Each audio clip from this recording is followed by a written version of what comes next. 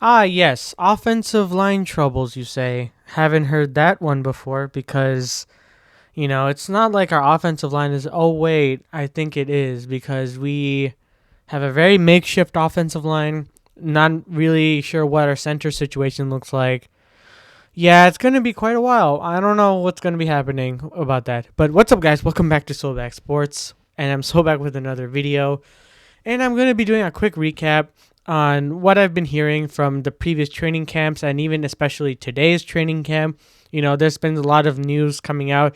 And with the preseason coming, for our first preseason game, coming in Saturday, I think is the best opportunity to kind of give an update. And you can see right here, pretty much the offense struggles amid O line changes. And that brings us to our main point, which is the offensive line. The offensive line took the spotlight today, and in not the best way possible, because with Darnell Wright having issues and was held out of practice, Nate Davis finally made a return, and we were like, okay, let's see what you can do. But, it wasn't necessarily anything crazy. It was the fact that he was doing some drill work. It was pretty much sideline drill work, really. Nothing crazy. To make matters worse as well, Tevin Jenkins left the field. Yeah, you don't like it when your two cornerstone offensive linemen, Tevin Jenkins and Darnell Wright, are hurt. Especially going into a preseason game against the Buffalo Bills. Yeah, it's not a great sign. But, anyways, let's get on with the rest of it. So, a lot of the issues mainly because of like the carousel of offensive linemen that we've been using. Yeah, Braxton Jones was there. Brian Bates was in our center. Matt Pryor, Jatir Carter. And then, to kind of get more in depth about it. And previously, this is from the Chicago Bears news. So please look at this channel, Windy City Gridiron. They're very good and very solid when it comes to recaps. Check them out.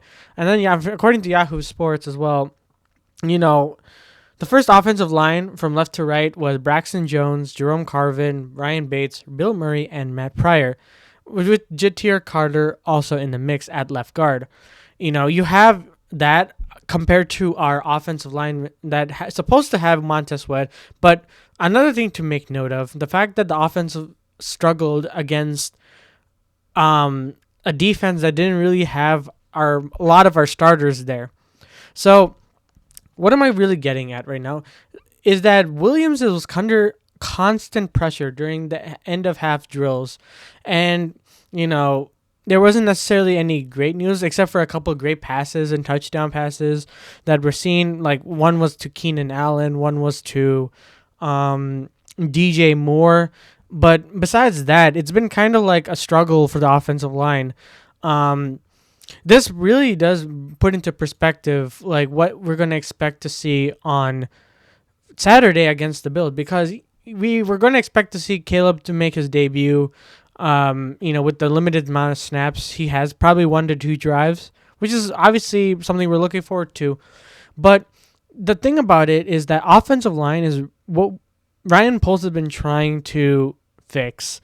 And while it may seem that it doesn't necessarily live up to the standard of what he expected to be fixed, there was, moves to be made. We got, Darnell Wright trading down for a reason. We've been adding here and there pieces, but are the pieces that we have currently great? Not necessarily, but it was supposed to be enough to be pretty solid. And Nate Davis has been a thorn to our side because of how consistently inconsistent this dude has been at being healthy or even putting effort on the field.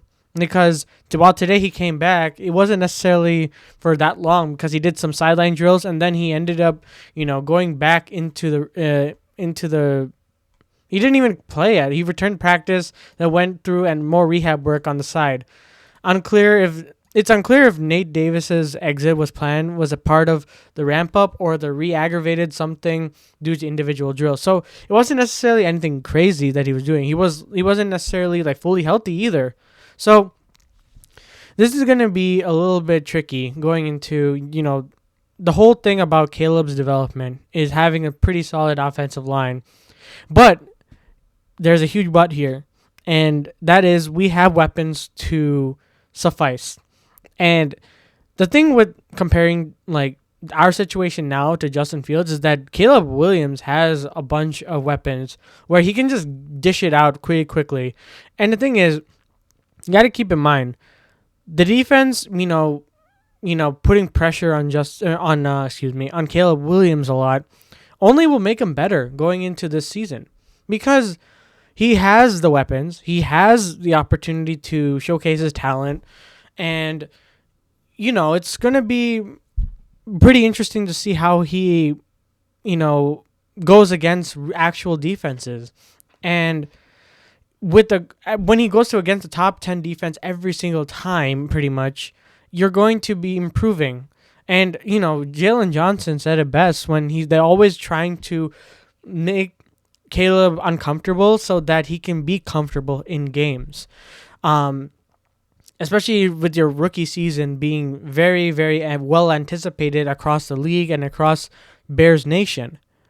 So I'm not going to say that we're kind of like screwed because of our offensive line. We have a bunch of weeks. We have the entire month of August to get that fixed. But the question is our center. Will Ryan Poles pull the trigger and get Connor Williams? I don't think so because he hasn't done that already.